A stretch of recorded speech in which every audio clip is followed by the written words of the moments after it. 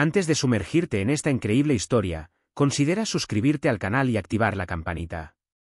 Cada historia aquí tiene algo que decir, y no querrás perderte ni una. En la ciudad de Charleston, cuna de historias olvidadas, las calles adoquinadas serpentean entre las mansiones victorianas con columnas blancas y el casas decrépitas en barrios de clase trabajadora donde el musgo español colgaba de las ramas de los robles centenarios. Una ciudad de contrastes, hermosa y fragmentada a la vez, como el hombre más poderoso que la vivió, Richard Donnelly. Él vivió en el Finca Donnelly, una vasta finca de 10 hectáreas, oculta tras unas puertas de hierro forjado. A sus 62 años, Richard tenía el rostro esculpido como una estatua griega, frente recta, mandíbula cuadrada, mirada fría. Pero quienes lo conocieron antes decían que una sonrisa iluminó ese rostro, antes de la trágica muerte de su esposa Elisa, ocurrido 20 años antes durante un misterioso incendio en uno de sus hoteles en el extranjero. Desde ese día, Richard había cerrado su corazón como una caja fuerte. Había criado a su único hijo, Ethan Donnelly, en una jaula dorada, con una educación estricta, tutores privados, invitaciones sociales, pero sin decirle nunca, te amo. Y sin embargo, a pesar de este ambiente de fría excelencia, Ethan había crecido de manera diferente a sus 28 años, era todo lo contrario de su padre, gentil, reservado, implicado en acciones discretas por el medio ambiente y sobre todo apasionado por botánico. Su invernadero, construido en la parte trasera de la finca, era su santuario. Ethan, llevas mi nombre, pero te niegas a llevar mis ambiciones, suspiraba a menudo Richard, con la mirada perdida en su vaso de bourbon. Ethan no respondió. Prefirió hablar con el helechos que él trató a abejas que había traído a un rincón del jardín. Soñaba con paz, no con poder. Con raíces, no con coronas. Sus manos sentían la tierra, no el frío metal de los contratos. Pero Ricardo no podía aceptar que su heredero le diera la espalda al imperio que había construido, y mucho menos que permaneciera soltero, rechazando a todas las herederas que las familias ricas le presentaban. Una mañana de primavera, mientras las magnolias florecían en el jardín, Richard convocó a la prensa en una escena perfectamente montada. Se encontraba en las escaleras de la mansión, con un traje oscuro, rodeado de cámaras y flashes. El rumor llevaba días circulando, Richard Donnelly anunciará su sucesión. Pero en lugar de un discurso financiero, Richard hizo una declaración tan extraña como desconcertante. Mi hijo es un buen hombre. Demasiado bueno, a veces. Nunca elige, porque no cree merecerlo. Espera que el amor le caiga encima como la lluvia de verano. Así que decidí actuar. No se casará con una heredera. Ni con una belleza de salón ni con una máscara dorada. Quiero que elija con el corazón. Pero también quiero que el mundo recuerde que es la verdadera belleza. Quien me traiga la flor más bella, se casará con mi hijo. Un silencio inquietante siguió a sus palabras. Luego risas. Susurros. Miradas incrédulas. Pero él hablaba en serio. Y la noticia se hizo pública, viral en pocas horas. Los canales de televisión hablaban de él como un rey moderno, lanzando un desafío romántico a la nación. En las redes los hashtags explotaron. Almohadilla Donnelly Challenge, almohadilla flor para un heredero, almohadilla el corazón a la raíz. Algunos gritaban genialidad. Otros locura. Los artículos se titulaban: Matrimonio por flores, el amor según los ricos. ¿Y si la flor esconde una trampa? ¿Quién se atreverá a desafiar a Donnelly? Y en medio de este revuelo mediático, Ethan, refugiado en su invernadero, contemplaba en silencio una semilla de jazmín que acababa de plantar. Él aún no sabía que ese anuncio cambiaría no solo su vida, sino también la de una joven que nunca había conocido, y que sostenía la única flor que Richard no había esperado. Cientos de pretendientes, coleccionistas privados, biólogos florales y diseñadores de plantas de todo el mundo acudieron al Finca Donnelly, esta mansión ancestral donde el hierro forjado se cruzaba con antiguas glicinas y donde la piedra aún parecía llorar a Elise Donnelly. Durante 3 días, el inmenso patio de la finca se transformó en una extravagante exposición botánica. Carpas blancas albergaban vitrinas, sistemas de refrigeración, proyectores UV e incluso difusores de fragancias integrados para preservar y realzar las flores más delicadas. Drones filmaron las presentaciones en vivo y las transmitieron en redes sociales, mientras los estilistas vestían a los concursantes como modelos para un desfile floral. Cada participante, con la esperanza de seducir a ambos, Richard Donnelly y el foco de atención del mundo, había presentado su flor como una obra de arte sagrada. Entre ellos, Sienna Montgomery, una influencer con millones de suscriptores, salieron de una limusina blanca a un vestido de tul con incrustaciones de pétalos. Presentó un rosa chapado en oro, diseñado en Dubái y establecer pequeños diamantes a lo largo de sus hojas. Esta flor nunca se marchita. Como el amor que puedo prometer, dijo, con una sonrisa calculada en sus labios. David Klein, renombrado botánico, calvo, gafas redondas, vestido como un profesor loco, revelaba una orquídea translúcida, nacido a los 10 años de manipulación genética. Sus pétalos vibraron ligeramente a temperatura del cuerpo humano. Esta flor respira contigo. Solo puede sobrevivir si la sostiene una mano humana, explicó, fascinado por su propia creación. Grace LeBlanc, gran heredera de el imperio agrícola de Texas, llegó a caballo, rodeado de sirvientes. Llevaba lámparas solares. Presentó una flor fotosensible bautizado Aurelia Solaris. OMS abrió sus pétalos solo cuando percibió la luz de un sol artificial. La belleza no depende del mundo, sino de la energía que decidamos darle, dijo enigmáticamente. Cada flor parecía desafiar a la naturaleza misma. Dulces aromas flotaban en el aire. Las cámaras crepitaban. Los reporteros murmuraban. Es una guerra de egos, no de corazones. Pensó Ethan Donnelly, escondido detrás de un seto de viejas rosas, observando la mascarada con una mirada silenciosa. Pero en un rincón olvidado del patio, a la sombra de un viejo ciprés, allí estaba una joven a la que nadie había notado. Vestida con un abrigo verde descolorido, su cabello recogido en una trenza sencilla, Maya Brooks observó la escena sin pestañear. No llevaba maquillaje ni tacones. En sus pies, un bolsa de lona rayado. Y en sus manos, un modesta maceta de terracota, desgastado, que contiene una pequeña flor con pétalos blancos ligeramente arrugados. A manzanilla. Maya tenía 27 años. Horticultora durante 6 años en la residencia de ancianos de Somerville, pasaba sus días plantando, regando y, a veces, simplemente sosteniendo la mano de quienes ya no tenían a nadie que escuchara su silencio. Vivía en un pequeño apartamento con su hermana menor. Lila sufría de una discapacidad mental. Los fines de mes solían ser cortos. Pero nunca le había faltado amor para dar. Cuando llegó su turno, un mayordomo la llamó y se sorprendió al ver su nombre en la lista. Los demás competidores la miraron con una mezcla de desprecio y lástima. Eso es, una manzanilla, se burló una voz. Parece hierba mala del camino, dijo otro burlonamente.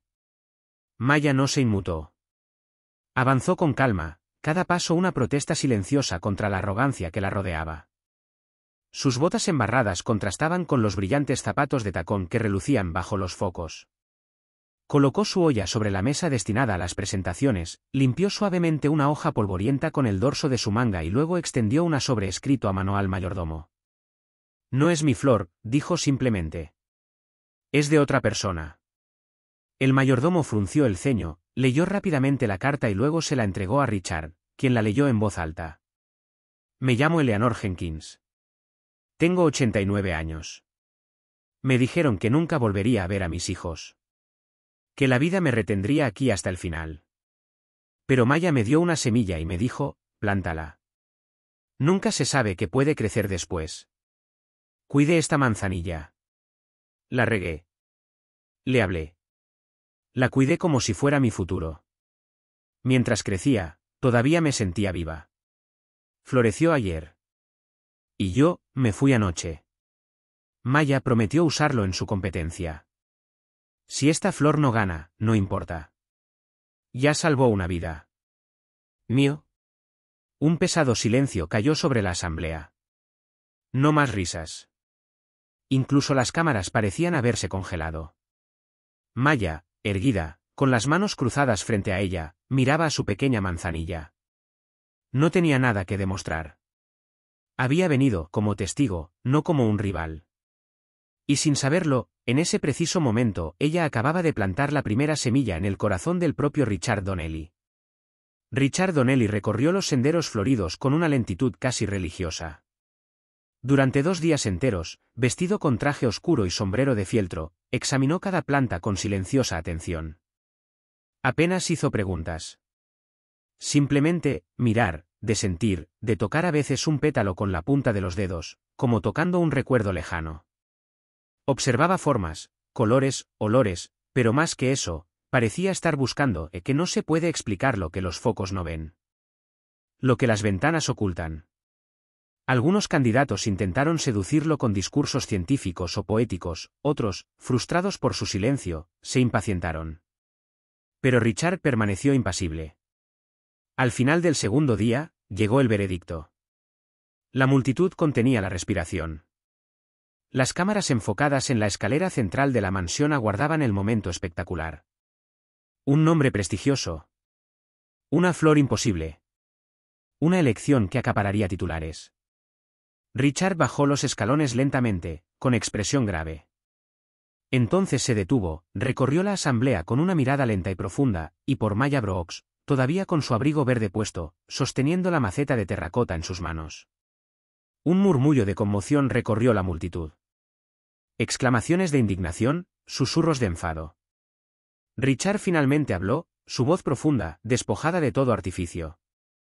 Muchos de ustedes me han regalado flores excepcionales. Maravillas de ciencia, riqueza y diseño. Pero esta flor no fue creada para impresionar. No fue cultivada en un laboratorio ni esculpida para complacer. Tiene raíces humanas. Creció en manos de una anciana, en un lugar donde la gente se prepara para morir. Y aún así, floreció. Ella me recordó por qué amaba a mi esposa, Liz. Porque también me enseñó que la vida pende de un hilo, pero que ese hilo, si lo cuidamos, se vuelve ligero. Eres a quien elijo. Un pesado silencio cayó y luego el caos. Los periodistas gritaron preguntas. Las redes sociales estallaron en comentarios. Escándalo. ¿Una flor de la nada? Manipulación emocional. ¿Es esto un truco publicitario? La flor más sencilla para el hijo más codiciado. ¿Una heroína humilde o una estafadora discreta? Algunos acusaron a Maya de usar una historia triste para apaciguar los sentimientos de Richard. Otros, por el contrario, celebraron su autenticidad como un desaire a la superficialidad de la competencia. Mas Maya no respondió a ninguna entrevista. Ella simplemente regresó a Somerville, regresó a trabajar en la residencia de ancianos y continuó cuidando los jardines como si nada hubiera pasado. Y en el silencio Ethan, que hasta ahora había permanecido discreto y casi invisible en este asunto público, tomó su propia decisión. Una mañana brumosa, varios días después de la conmoción, Maya escuchó un golpe en la puerta del jardín comunitario donde trabajó como voluntaria. Ella lo abrió. Ethan Donnelly estaba allí parado. Llevaba una chaqueta sencilla, vaqueros polvorientos y en sus manos, un cesta de mimbre llena de semillas. Sin cámaras. Sin reporteros. Solo él. Se acercó silenciosamente, colocó la cesta en un banco de madera y la miró directamente a los ojos. Nunca me han gustado las flores perfectas. Siempre parecen tristes. Si quieres, podemos plantarlos juntos. Y veremos lo que pasa. Él no se acercó a ella. No intentó besarla. Ofreció una semilla. Un comienzo. Maya lo miró fijamente por un momento. Vio en sus ojos la misma ternura tranquila que sentía con sus huéspedes más amables.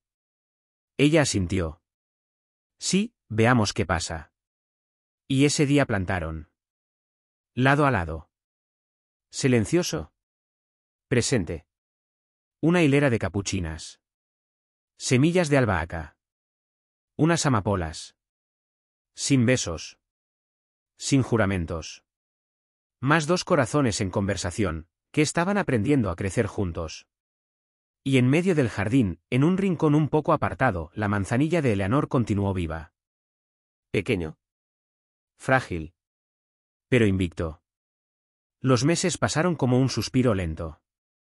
Richard Donnelly, antes firme, empezó a mostrar signos de fatiga que nadie quería ver.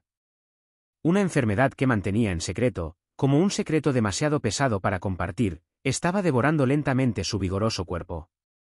En la soledad de su estudio, rodeado de viejos retratos y pesados libros de cuero, Richard escribió un testamento que conmocionó a todos los que lo leyeron después de su muerte. A ello dedicó gran parte de su fortuna, no a negocios ni bancos, sino a un proyecto que había imaginado en silencio, inspirado en la sencillez y la fuerza de la manzanilla de Maya y la sabiduría de Leonor. Esta fundación se llamaría Los Jardines de Leonor. Un lugar de reconciliación entre generaciones, un refugio para aquellos a quienes la sociedad olvida, ancianos aislados, niños abandonados, amantes de la naturaleza sin recursos.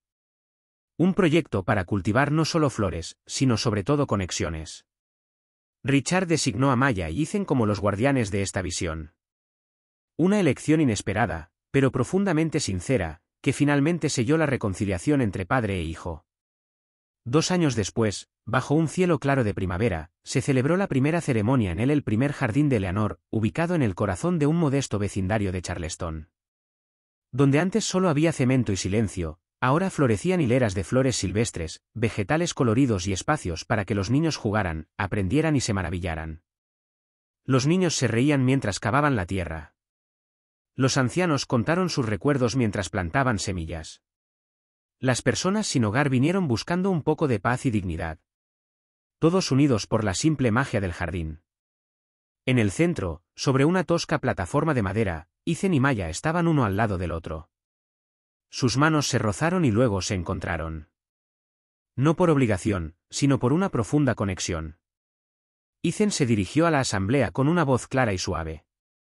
La flor más hermosa, no tiene un color específico. No es rara. No es ni el más alto ni el más brillante. La flor más bella es la que crece en un corazón capaz de amar a pesar de las tormentas y las estaciones. El que se niega a rendirse, incluso cuando todo parece perdido. Un murmullo de emoción recorrió la multitud. Al fondo del jardín, a la sombra de un roble, crecía un pequeño arbusto de manzanilla. No es el más majestuoso. No es el más deslumbrante. Pero el que tenía cambió un imperio. Un imperio de piedra y acero había dado paso a un imperio de vida y esperanza. Y en este jardín, cada flor contaba una historia. Una historia de amor, resiliencia y renacimiento.